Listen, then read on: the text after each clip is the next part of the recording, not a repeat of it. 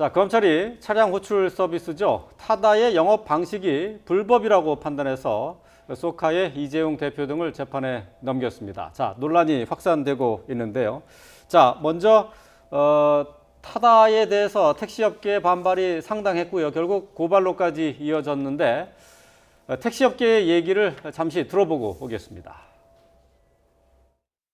타다의 영업 형태가 대량 기사를 약 한 500명 정도를 모집을 해서 위탁업체에 기사를 모집을 하고 배회 영업을 해서 기사에게 월급을 주고 이런 형태가 택시하고 전혀 다를 바가 없고, 그래서 이것은 불법 유상 행위에 해당된다 이렇게 해서 고발을 하게 된 겁니다. 네, 불법적인 택시 영업이다라면서 검찰에 택시업계가 고발을 했는데요. 자, 검찰은 이게 불법이라고 판단을 하고 재판에 넘겼습니다. 근거를 좀 설명을 해주시죠. 여객자동차운수사업법에 따르면 자동차 대여사업자, 이 타다 운영 주체는 단순히 자동차를 대여하는 사업자에 불과합니다. 자동차 대여사업자가 유상으로 여객을 운송하여서는 안 된다라고 규정을 하고 있습니다. 그에 반해서 타다 측에서는 물론 그 규정도 있지만 그와 별개로 사업용 자동차를 임차한 자에게, 즉 임차는 빌리는 것을 말하는데, 고객이 우리 자동차 대여사업이 사업용 자동차를 빌리고 그 사람에게 운전자를 알선할 수 있도록 하는 규정을 두고 있는데, 그 알선 규정이 우리 시행령상 11인승 이상, 15인승 이하의 승합 자동차의 경우에는 운전자를 알선할 수 있다. 그 자동차 대여 사업자가 그 고객에게 자동차를 빌려주고 11인승 이상, 15인승 이하의 이 타다 승합차의 운전자를 알선해 주는 형태이기 때문에 처벌 규정에 해당하지 않는다는 취지로 주장을 했지만, 검찰은 일반적으로 택시 운행과 유사하다고 보고 여객 자동차 운수사업법 위반이라고 기소를 하게 된 겁니다. 예. 애초에 이 타다 서비스가 처음에 나올 때부터 택시업계에서 상당히 반발을 거세게 하지 않았습니까? 그래서 그 과정에서 좀 안타까운 그런 일들도 있었는데, 이 갈등이 좀처럼 해결하기가 쉽지 않은 것 같아요. 네, 굉장히 지금 이제 해결하기가 어려워 보이는데요. 지금 이런 부분에 대해 가지고 사실은 새롭게 출발하는 모든 이제 그 IT를 이용한 서비스에서 비슷한 문제를 지금 경험을 하고 있습니다. 이 타다라는 이제 그 서비스는 11인승 이상입니다. 근데 이제 소카 같은 경우에도 비슷한 이제 기존의 업체들과 이제 충돌하는 이런 이제 문제들이 있다 보니까 이때마다 이제 어떻게 그러면 새로운 첨단 산업들이 등장할 수 있느냐가 이제 논쟁이 되는 거고요. 그런 차원에서 사실은 기존에 이제 뭐 국토교통부에서 그렇다면 이런 문제에 대해 가지고 예컨대 운송사업자에 대한 정의를 조금 더 범위를 넓힌다거나 뭐 이렇게 해서 새로운 첨단 산업에 대해서 결국은 기존의 법률 안에서는 이 포섭하기가 어려우니까 새로운 조치를 조항을 둬가지고 운영이 가능하도록 해야 되는 거 아니었냐라는 것이 지금 이제 타다 측에서는 이게 이제 우리가 해결할 수 있는 일은 더 이상은 아니다라고 보는 것 같습니다. 그렇기 때문에 지금 언론 보도에 뭐 지금 고소 당하신 이제 당사자들은 이제 말을 아끼겠다 이렇게 얘기하는 이유가 지금 어떤 불법적인 행위를 할 고의 같은 게 있어서 시작한 사업이 아니잖아요. 그러다 보니까 이런 부분이 이제 어떻게 해결이 되는지를 지금 주목을 해야 되는 거고요. 검찰도 이분들을 지금 처벌할 의지가 있어서 이제 기소를 하고 있는 과정은 아닌 것으로 보입니다. 그렇기 때문에 이제 기존의 여러 가지 갈등들이 충돌할 때 이것에 대한 이제 해결 방안을 찾아라는 게 지금 검찰의 입장으로도 볼 수 있겠습니다. 근데 뭐 타다가 처음 등장했을 때 완전히 법을 무시하고 시작한 건 아니란 말이죠. 운수사업법의 예외 조항을 이용해서 이 영업을 시작한 것 아니겠습니까? 그렇습니다. 자, 그렇다면 11인 이상의 승합차에 대해서 운전자를 이렇게 알선해 주는 것, 이거 자체를 지금 불법으로 보고 있는 거죠? 네, 그렇죠. 검찰이 일반인이 볼 때는 내가 자동차를 빌려서 대신 그 업체가 운전자를 알선해 준다고 생각을 하지 않고 단순히 택시를 이용하는 것에 불과하다. 즉 일반적 인식을 기준으로 검찰이 기소를 했기 때문에 외형상으로는 그게 알선은 아니다 이거죠. 그렇죠.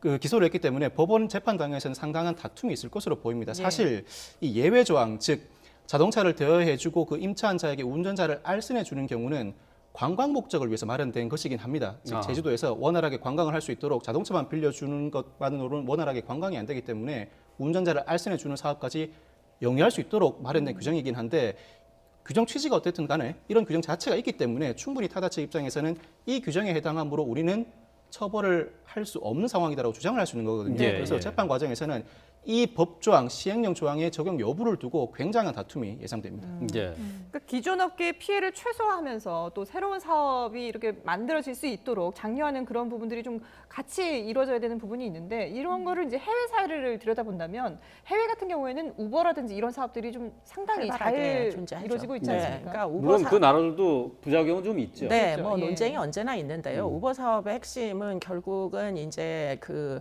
니즈가 있느냐, 소비자의 니즈가 있고 IT 기기를 이용해 가지고 그 니즈를 결국 제공할 수 있는 서비스를 제공할 수 있는 사람들과 뭐 AI 등을 이용해 가지고 결국 이제 사람들의 정보를 이용해서 결국 매칭을 시켜주는 그런 이제 기술들이라는 거죠. 그런 네. 차원에서 보면 사실은 택시를 사용하는 사람 입장에서 보면 만약에 숫자가 택시를 만약에 11명 이상이 타야 되는 상황이다. 그러면 한 차에 어쨌든 탈 수가 없지 않습니까? 그렇죠. 예. 그렇기 때문에 지금 이제 타다는 11인승 이상이니까 네. 한꺼번에 같이 이동을 하기에 뭐 차량도 있고 또 운전자도 알선을 해주니까 굉장히 편안하다. 이런 생각을 얼마든지 가질 수가 있는 게 지금 문제입니다. 그러다 네. 보니까 사용자가 굉장히 급증하게 돼서 결국에는 택시 업체와 충돌을 하게 되는 지경에 이르게 됐고요. 네. 그런데 이제 다만 이제 영업을 하는 이제 방식이 택시도 이제 결국은 주행 거리에 따라 가지고 택시 비용이 발생을 하잖아요. 네. 네. 근데 문제는 타다도 똑같은 요금 형태를 가졌다는 겁니다. 그러다 보니까 이 부분을 좀 차별적으로 집행을 했었으면은 그러면 택시와의 운송 체계가 좀 다르다는 이야기를 할 수가 있었을 텐데 문제는 지금 요금제도 동일하게 운영을 하다 보니까 이게 네. 택시하고 뭐가 다르냐 이런 얘기가 당장 나오게 되는 거죠. 예. 자, 검찰이 이제 불구속 기소를 했는데 앞으로 이제 재판을 통해서 불법 여부가 가려지겠지만은 택시업계에서는 당장 이 타다 영업을 중단해야 된다는 입장을 보이고 있고 또 이 타다 측에서는 당분간은 영업은 계속하겠다. 갈등은 계속되고 있어요.